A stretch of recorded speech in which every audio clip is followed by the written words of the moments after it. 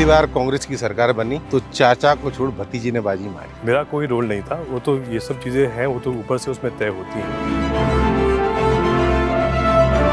कि जो कांग्रेस की सूची डिले हो रही है, लेट हो रही है, उसके पीछे ये भी कारण है कि पहले भाजपा का देख लें कि कौन कौन बड़े चेहरे आते हैं, उसके हिसाब से हम अपने प्रतिद्वंदी या प्रत्याशी तय करें। मेरे हिसाब से ऐसी भी कोई बात नहीं है साहब, वो तो लगभग एक सामान्य प्रक्रिया रही है कि लगभग हर चुनाव में आचार संहिता के बाद ही टिकट डिक्लेयर होते हैं। भारतीय जनता पार्टी या शिवराज सिंह की सरकार लगातार दोनों हाथों से पैसे बांट रही है। मुझे नहीं लगता कि इतनी फंडिंग जितनी सरकार के पास में कांग्रेस उतना खर्च कर पाएगी। तो कैसे लगता है आपको कि कांग्रेस जीतेगी? भाजपा के पास धनबल है, हमारे पास जनबल है, वही अंतर है भाजपा और कांग्रेस में। शायद कांग्रेस का भी यही कि हम बहनों को पैसे देंगे या सिलेंडर 500 रुपये में देंगे, तो भाजपा ने उसको 450 में कर दिया। 1000, 1200, 1250 एक प्रतिस्पर्धा स्टार्ट हुई। उसमें अंतर ये है सर कि जो भाजपा के ये वादे हैं वो चुनाव के ठीक 2-3 महीने पहले हुए हैं, जो जुमला है। ज्योतिरादित्य सिंधिया पिछली बार विधानसभा में कांग्रेस के साथ थे। उनके जाने के बाद उनकी कमी क्या कांग्रेस को महसूस होती है? कैसा लगता है कि नहीं वो होते तो हमें ज्यादा फायदा होता? उनके जाने के बाद हमारा 57 साल बाद महापौर बना ग्वालियर में, उनके जाने के बाद 20 साल बाद महापौर हमारा बना मुरैना में, ये तो शुभ संकेत है।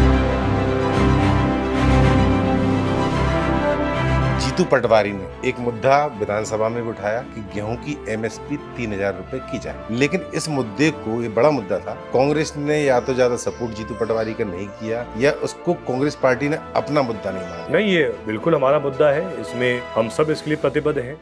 आज मैं हूँ राधोगढ़ में और मेरे साथ हैं राधोगढ़ के राजकुमार जयवर्धन सिंह, मध्य प्रदेश के पूर्व कैबिनेट मंत्री और वर्तमान में राधोगढ़ से विधायक।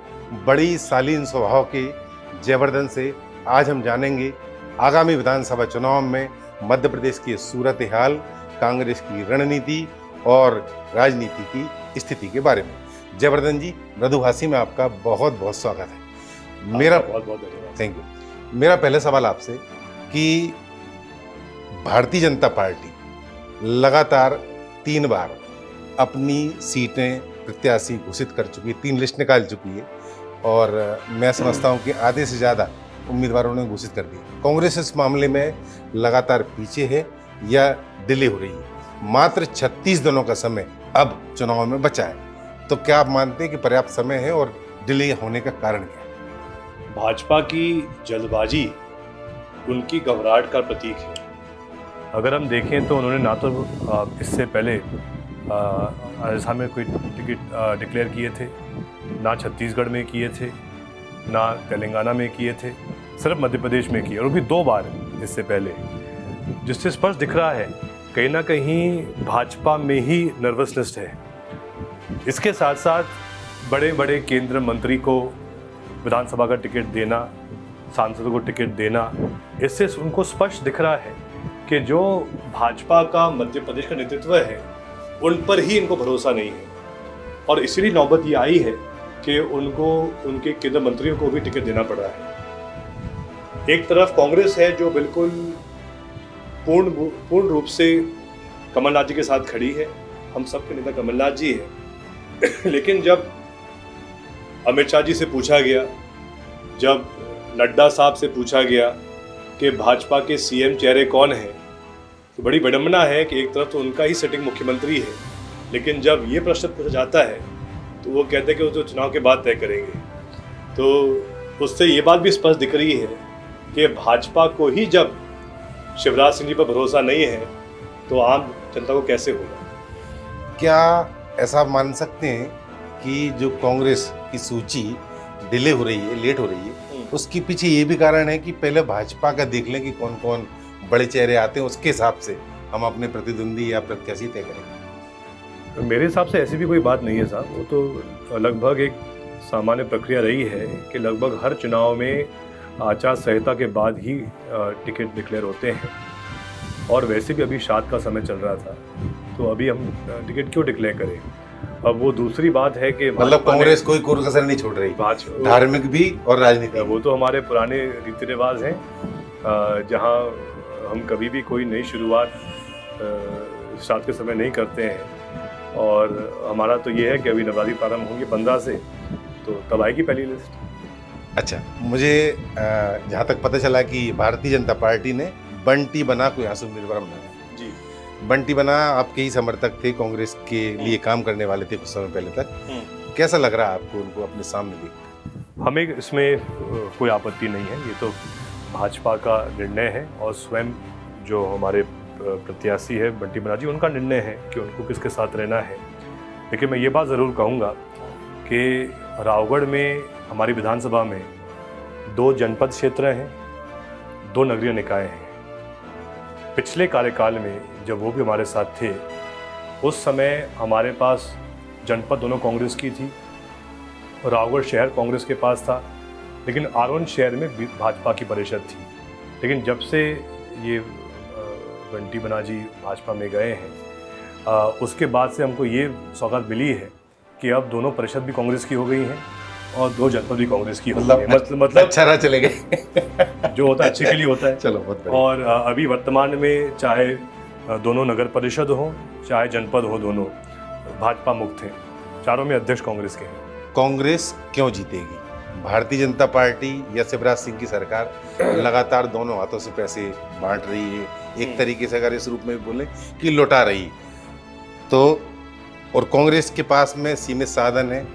मुझे नहीं लगता कि उतनी फंडिंग जितनी सरकार के पास में कांग्रेस उतना खर्च कर पाएगी। तो कैसे लगता है आपको कि कांग्रेस जीतेगी? भाजपा के पास धनबल है, हमारे पास जनबल है, वही अंतर है भाजपा और कांग्रेस में।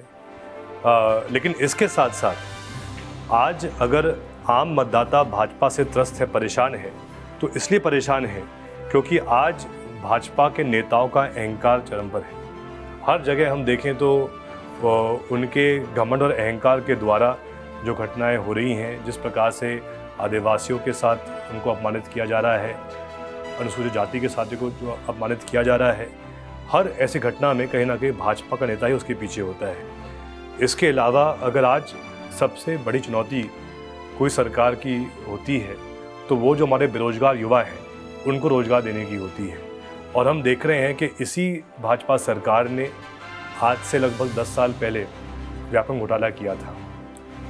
जनता को उम्मीद थी कि अब जब वापस सरकार भाजपा की आई है तो ऐसा उनके द्वारा पाप नहीं किया जाएगा। लेकिन हमने देखा है जो पटवारी भर्ती परीक्षा हुई थी उसमें भी ऐसा लोगों ने पाप किया जहां एक एक पटवारी के पद के लिए 15-15 लाख रुपए की भर्ती की।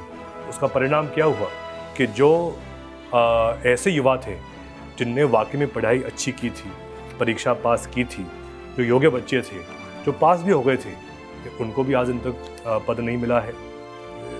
शिवराज जी ने वादा किया था कि 1 लाख भर्तियां होंगी, कहाँ हैं वो 1 लाख भर्तियां? आज हर प्रकार से शिक्षित युवा मध्य प्रदेश का बेरोजगार घूम रहा है, परेशान है। भाजपा के जो एक गलत नीतियां हैं, जन विरोधी नीतियां हैं, उससे हर युवा परेशान है। त्रस्त किसान की हम बात करें, कहाँ गए वो पुराने वादे, किसान की आय दोगुनी करेंगे? अगर कुछ दोगुना हुआ है भाजपा के राज में, लागत किसान की दोगुनी हुई है, भाव तो किसान को आधे मिल रहे हैं। तो ये सब ऐसे बिंदु हैं जिसके कारण आज हर व्यक्ति में आक्रोश है भाजपा के प्रति। और इसीलिए हमें विश्वास है सिर्फ भाजपा के प्रति आक्रोश के कारण नहीं, बल्कि उसके साथ साथ जो काम कमलनाथ जी ने भी किया था 15 महीनों में, जनता इस बात को याद कर रही है और तुलना कर रही है। एक तरफ भाजपा है जो 5 साल मौज करती है, चुनाव के पहले उनको सब योजना याद आ जाती हैं, लेकिन कांग्रेस वो पार्टी है जिसने अपने कार्यकाल के शुरुआत में ही कमलनाथ जी ने कर्ज माफ़ किया था। उनके कार्यकाल के शुरुआत में ही उनने पेंशन दोगुनी की थी, उनके कार्यकाल के शुरुआत में ही उनने गौशालाएँ बनवाई थी, उनके कार्यकाल के शुरुआत में ही उनने बिजली के बिल 100 रुपये 100 यूनिट किए थे। यही अंतर भाजपा और कांग्रेस में है। हम सरकार में आने के बाद, सत्ता में आने के बाद तत्काल राहत देते हैं, तत्काल काम कराते हैं, लेकिन भाजपा ऐसी पार्टी है जो स्वयं मालामाल हो जाती है, उनके मंत्री, उनके विधायक मालामाल हो जाते हैं, और जब चुनाव में 1 महीने रह जाते हैं, 2 महीने रह जाते हैं, तो लाडली बहना आ जाती है उनको। ये अंतर है कांग्रेस और भाजपा में। सस्ते दामों में चीज़ें देना या फ्री में बांटना, जैसे लाडली बहना, ये कांग्रेस और बीजेपी दोनों ने अपने मैनिफेस्टो में शामिल किया। शायद कांग्रेस का भी यही कि हम बहनों को पैसे देंगे, ठीक है, या सिलेंडर 500 रुपये में देंगे, तो भाजपा ने उसको 450 में कर दिया। 1000, 1200, 1250, उसमें एक प्रतिस्पर्धा स्टार्ट हुई। उसमें अंतर ये है सर कि जो भाजपा के ये वादे हैं वो चुनाव के ठीक 2-3 महीने पहले हुए हैं। जो जुमला है, हम तो ये कह रहे हैं हम तो आपको पूरे 5 साल देंगे। एक तरफ भाजपा सरकार है, में देने की नहीं, बात फ्री की नहीं है।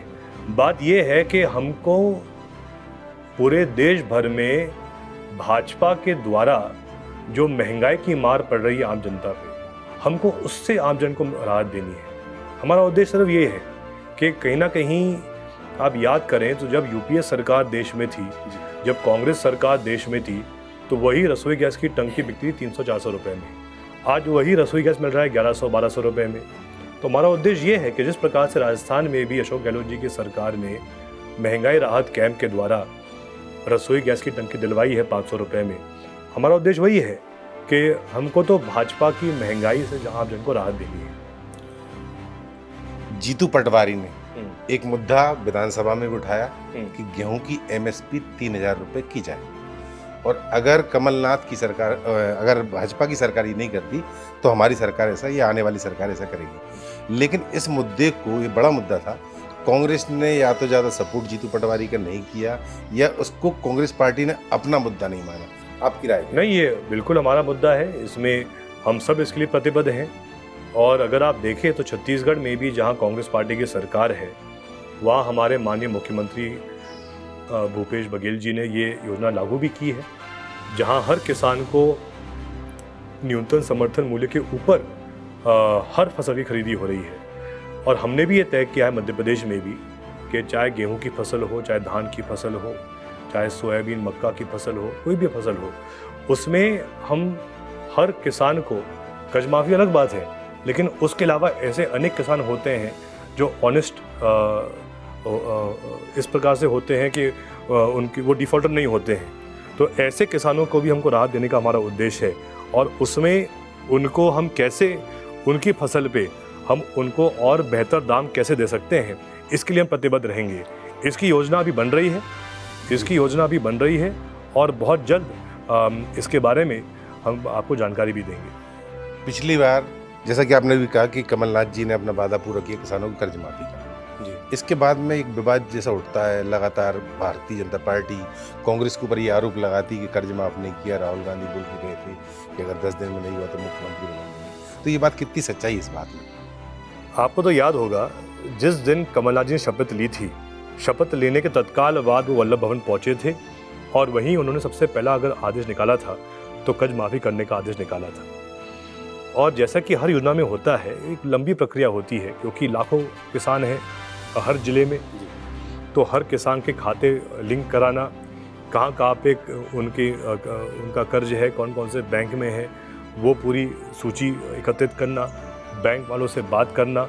और हमने शुरुआत भी कर ली थी, यहाँ तक कि जब मैंने स्वयं विपक्ष के विधायक होने के नाते विधानसभा में प्रश्न पूछा माननीय कृषि मंत्री कमल पटेल जी से, तो उन्हें स्वीकारा है, मेरे पास लिखित में मेरे पास उत्तर है कि जी हाँ, मध्य प्रदेश में 27 लाख किसानों का कर्ज माफ हुआ है। ये मैं नहीं कह रहा हूँ, ये भाजपा के कृषि मंत्री कमल पटेल जी ने स्वीकारा है सदन के अंदर। तो इसलिए हम तो स्पष्ट कह रहे हैं, और ये बात ऑन पेपर है, विधानसभा में है, कि हमने कर्ज माफ़ किया था। लेकिन अफसोस की बात यह है कि कर्ज माफ़ी एक तरफ तो किसी दल की योजना नहीं थी, सरकार की योजना थी, और अगर भाजपा की सरकार चाहती तो जो शेष कर्ज माफ़ी थी ये लोग पूरी कर सकते थे, लेकिन इनकी नीयत साफ नहीं थी।